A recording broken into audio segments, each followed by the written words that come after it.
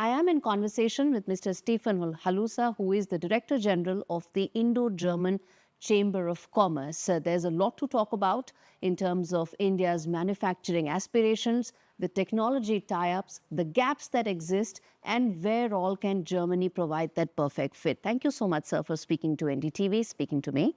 Thank you very much for having me.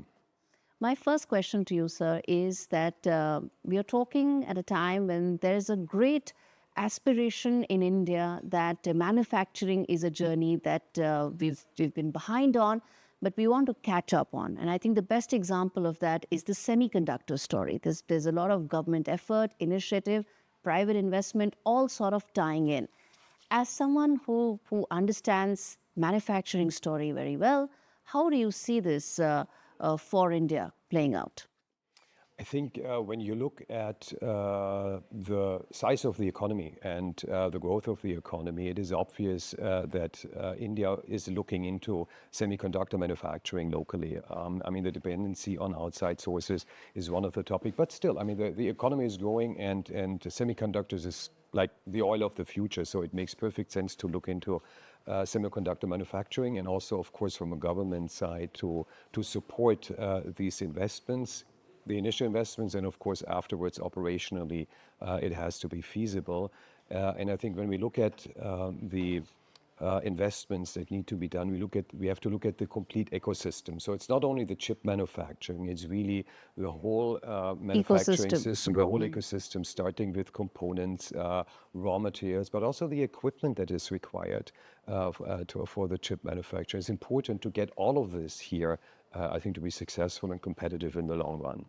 And where all do you see a direct fitment for Germany and German companies? Because this is an opportunity that's quite significant and also a goal that India has very clearly set itself out for. I think the opportunities for German companies are huge, and not only in the space of semiconductor manufacturing. You can basically look at all kinds of manufacturing in India. And of course, there is this very clear drive for the increase of industrial employment in India, therefore the PLIs and now the PLEs as well. And this is a space where German companies are very active. I mean, we are a manufacturing country, and I think there's a lot of technology available, whether it is in automotive, whether it's machine tools, whether it's manufacturing equipment, whether it's renewable energy, medical technology. I could go on. And I think this is where the companies are looking at now and see what the potentials are. I mean, the forecasts for the next couple of years are very positive for the economic growth in India. And this is why there is such a huge interest across all sectors and also across all company sizes. So we're not only talking about the multinationals, we're also talking about SMEs looking at their potential in India.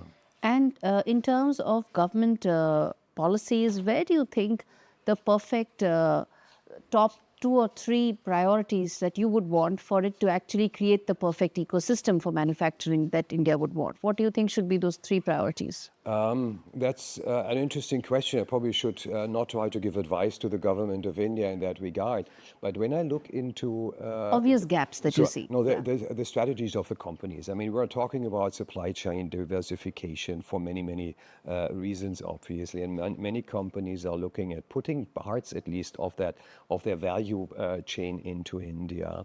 And what is important for the companies is that it is very easy, that the whole process is simple and smooth. The process of importing components or raw material, processing those components here, and then exporting them maybe to the next market or to their customers in the world. And it is important that we look at the complete process and make it simple also to import. And I think this is something that we would always encourage to look at, be it the elimination or the reduction of import duties, be it the reduction of technical barriers that exist.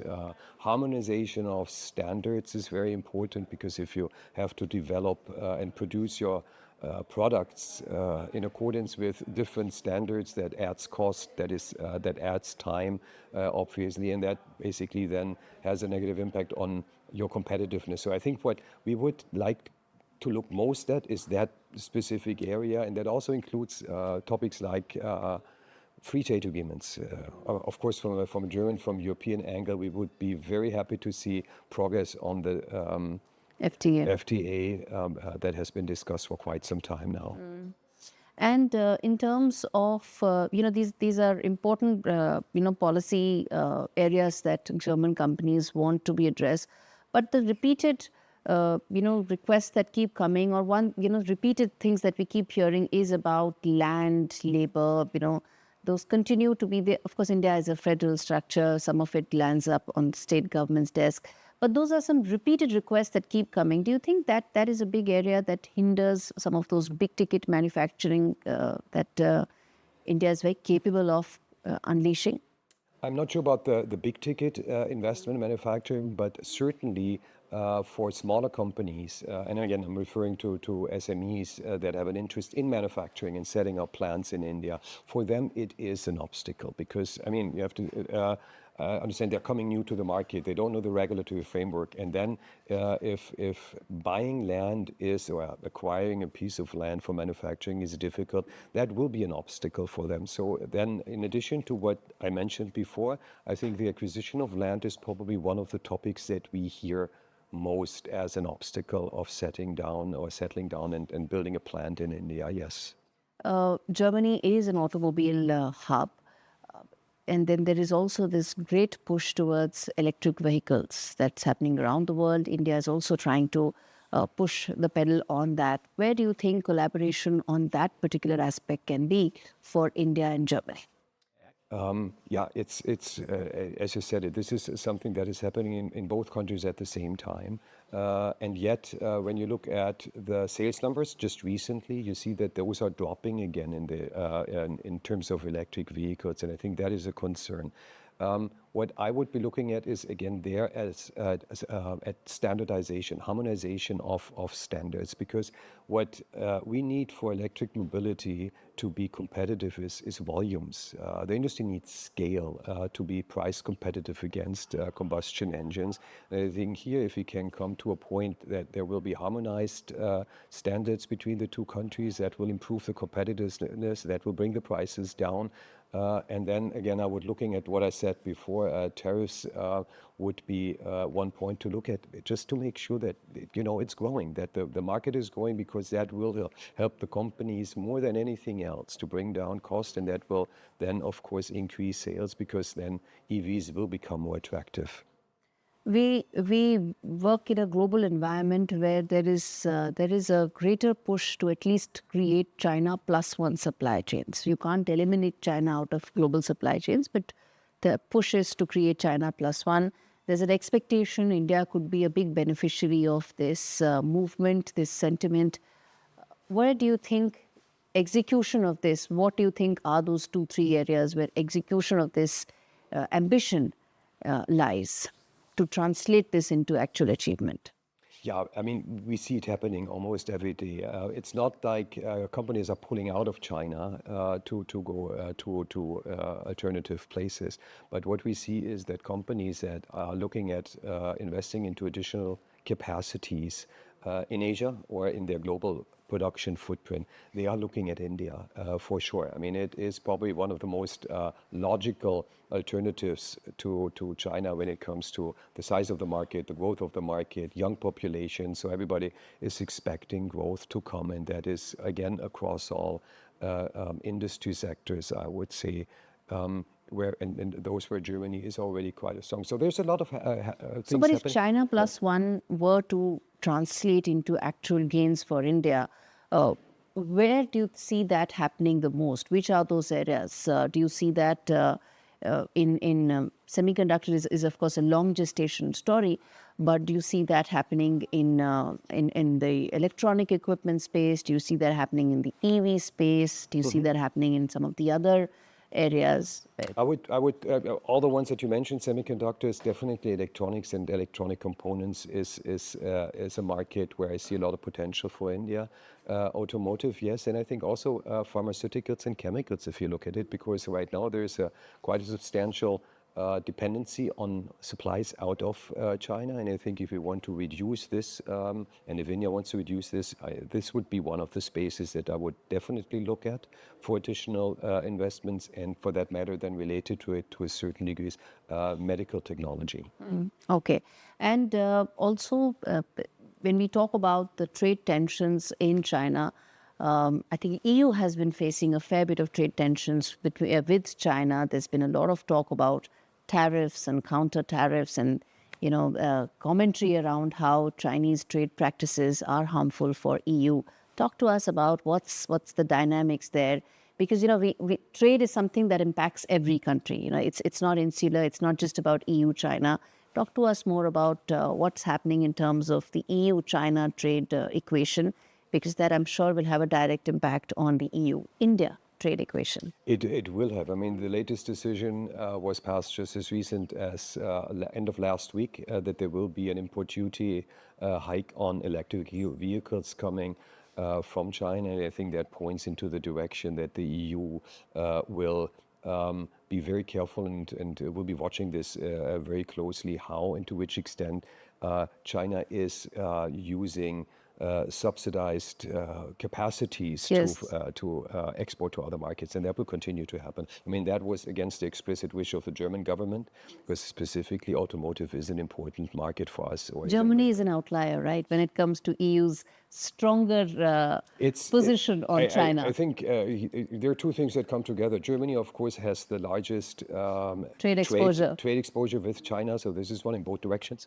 And then, of course, when you look at specifically automotive, the German car manufacturers and their suppliers are heavily invested in China, and therefore, of course, there's a great concern about what that kind of impact that could have on their operations. And at the same time, even more so, as you said it, that means we need to go somewhere else. And this is where India comes into the equation to be looked at as a future market. But the EU, of course, being somehow squeezed between the US and the China, and we all don't know what is going to happen after the elections. I was going to come to just that. I was afraid you would. That when you talk about trade tensions, you cannot not talk about what's happening in the US. Just a couple of weeks left, and the commentary one gets is that the economy is a very important issue.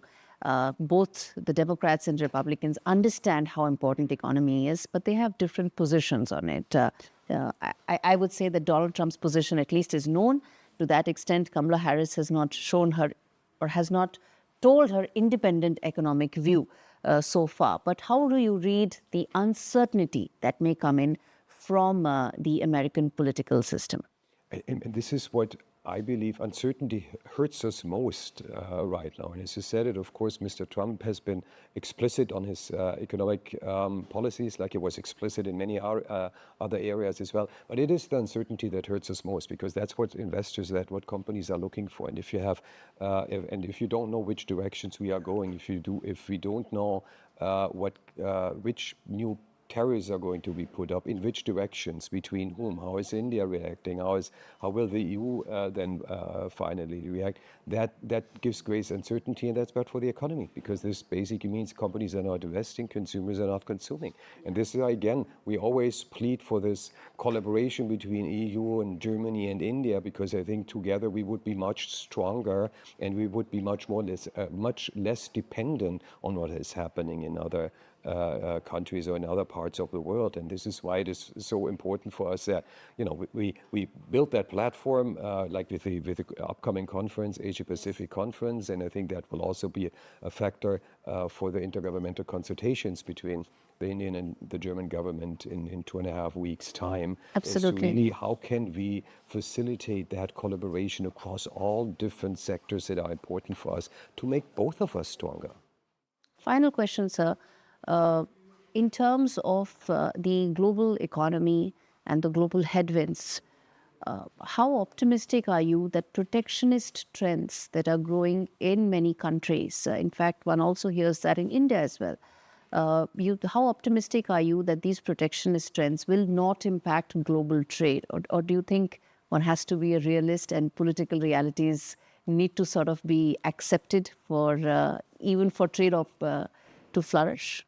I'm an optimist. I'm a born optimist, but I'm afraid that for the next couple of years we have to be realistic. That we will see these barriers existing and probably getting even higher for a certain period of time. Because I don't see anywhere an initiative to change that. Right now, all Yes. we hear everywhere you mentioned is that, well, if the others protect their markets, we have to protect our markets as Even well, more. I and hear even that. Yeah. more Yes. exactly. And I mean, we know what this. I mean, this is going to make products more expensive, and that leads to inflation. That of course is always has an impact, negative impact on economic growth. So again, there, the optimist comes in. I kind of hope that in the not too distant future, that again will prevail. That the governments will see and act to it. That actually what we need, not only for economic growth globally, but also to solve the problems that we have globally together. And because that no country can do that by itself, we need global collaboration. Whether it's climate change, climate crisis, whether it's I don't know, coming pandemics, and we just been to one, or the threat of coming pandemics. It's so obvious that it's not going to work on One different country on islands. its own. Yeah. Exactly. So again, but I'm afraid that for the next 2 or 3 years, we will not see that changing. Yeah. Thank you so much, sir, for taking out the time and speaking to NDTV. We hope that the Indo-German collaboration that you mentioned leads us to that tech ladder that we want to climb and become the manufacturing powerhouse that we so aspire to. Thank you so much for speaking to NDTV. It was a pleasure. Thank you very much.